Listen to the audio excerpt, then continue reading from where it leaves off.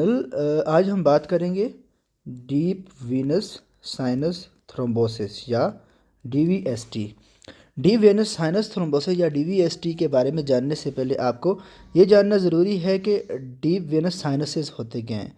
ये एक्चुअली ये Venus sinuses हैं जो कि जो सेरेब्रोस्पाइनल फ्लूइड होता है, एक तो उसको ड्रेन करते हैं और दूसरा ये जो सेरेब्रल वेन्स होती हैं उनको ड्रेन करते हैं। इनमें है superior sagittal sinus, superior sagittal sinus, inferior sagittal sinus. इधर आ जाते हैं ट्रांसवर्स साइनसेस। ये दो ट्रांसवर्स साइनसेस हैं और इस साइनस को, ये जो स्ट्रेट साइनस है, इसको कहते हैं स्ट्रेट साइनस। ये जो सुपीरियर सेजिटल साइनस है, ये inferior sagittal sinus through straight sinus और ट्रांसवर्स साइनसेस ये एक जगह पर मिलते हैं। इसको हम point of confluence of sinuses कहते हैं। ये जो पॉइंट है इस जगह पर superior sagittal sinus, inferior sagittal sinus, straight sinus और ट्रांसवर्स साइनसेस बायलैटरली इस जगह पर आकर मिलते हैं। अब इसके बाद ये ड्रेन होते हैं इनटू द ट्रांसवर्स साइनसेस और ट्रांसवर्स साइनसेस के बाद ये सिग्माइड साइनसेस के थ्रू, सिग्माइड साइनसेस के थ्रू, ये सिग्माइड साइनसेस के थ्रू इंटरनल जुगुलर वेन में ये साइनसेस ड्रेन हो जाते हैं। अब यहाँ पर एक और साइनस है जिसको हम कहते हैं कैवर्नस साइनस। अब ये कैवर्नस साइनस जो होता है ये सेल्ला टर्शिका के ऊपर होता है, सेल्ला टर्शिका के ऊपर होता है और ये सुपीरियर ऑफ्थेल्मिक वेन और इंफीरियर ऑफ्थेल्मिक वेन को भी रिसीव करता है और ये through petrosal sinuses, through petrosal sinuses, ये पेट्रोजल साइनसेस हैं, इनके थ्रू अपनी वाली साइड पे ट्रांसवर्स साइनसेस में जाकर ड्रेन हो जाता है। अब deep Venus sinus thrombosis actually है क्या चीज़? डीप वेनस साइनस थ्रोम्बोसिस का मतलब ये है कि ये जो वेनस ड्रेनेज नेटवर्क है इसके अंदर कोई भी थ्रोम्बस बन गया है। अब इस थ्रोम्बस के बनने के मुख्तलिफ कॉजेज़ हैं जिसमें से कुछ जेनेटिक हैं, जैसे फैक्टर 5।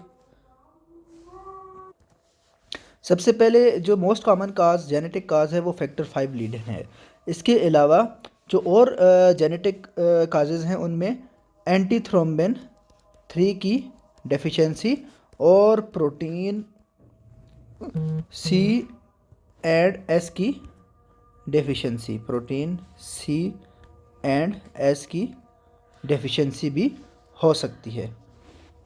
इसके अलावा कुछ एक्वायर्ड कॉजेज़ भी हैं। एक्वायर्ड कॉजेज़ में जो इम्पोर्टेंट हैं वो एंटी फास्फोलिपिड एंटीबॉडी सिंड्रोम है। एक्वायर्ड कॉजेज़ में एंटी फास्फोलिपिड एंटीबॉडी सिंड्रोम है। इसके अलावा प्रेगनेंसी एक ऐसी कंडीशन है जो कि हाइपरकोगुलेबल स्टेट होती है और प्रेगनेंसी में भी जो डीवीएसटी होता है इसके बनने का रिस्क ज़्यादा हो जाता है।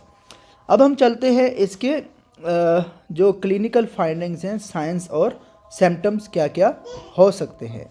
तो इसके साइंस एंड सिम्टम्स, इनमें सबसे पहले पेशेंट मोस्टली जो प्रेजेंट करते हैं वो हेडेक के साथ प्रेजेंट करते हैं। इसके अलावा पेशेंट्स को फिट्स हो सकते हैं। फिट्स में जनरलाइज्ड टॉनिक क्लोनिक या फिर फोकल फिट्स भी हो सकते हैं।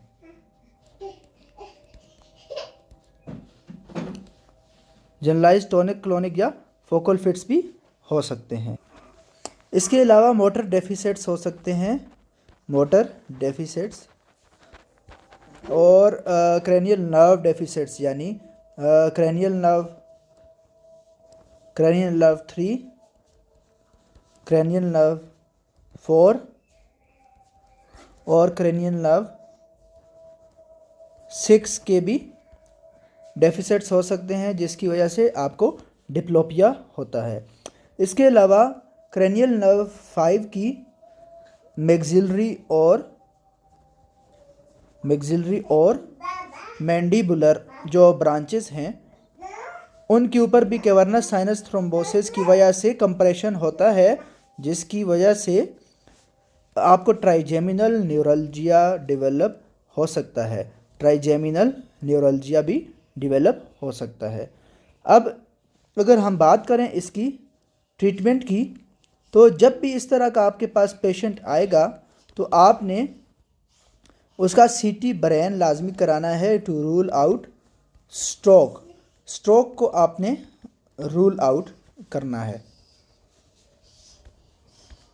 स्ट्रोक को रूल आउट करने के बाद आपने इसका MRV मैग्नेटिक रेजोनेंस वेनोग्राफी कराना है, जिसमें आपको आइडेंटिफाई हो जाएगा कि कौन से साइनस में थ्रोम्बोसिस हुआ है। जब आपको ये कंफर्म हो जाए कि कौन से साइनस में थ्रोम्बोसिस हुआ है, तो आपने फिर इसके लिए हेपारिन इनिशियली स्टार्ट करनी है।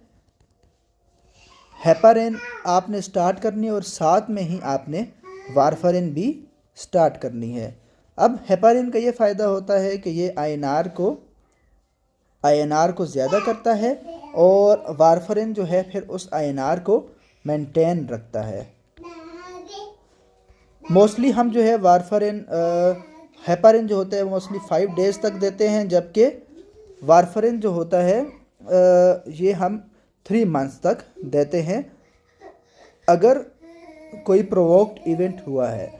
लेकिन अगर ये रिकरेंट हो जाए तो कभी कभी हमें लाइफ लॉन्ग भी वारफरिन देनी पड़ती है, लाइफ लॉन्ग वारफरिन भी देनी पड़ सकती है।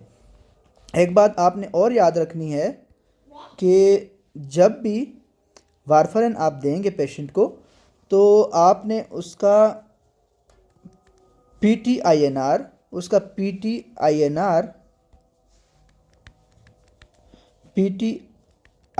आपने वीकली लाजमी करना है, ताकि आपको पता चल सके कि कहीं ब्लीडिंग रिस्क तो ज़्यादा नहीं हो गया।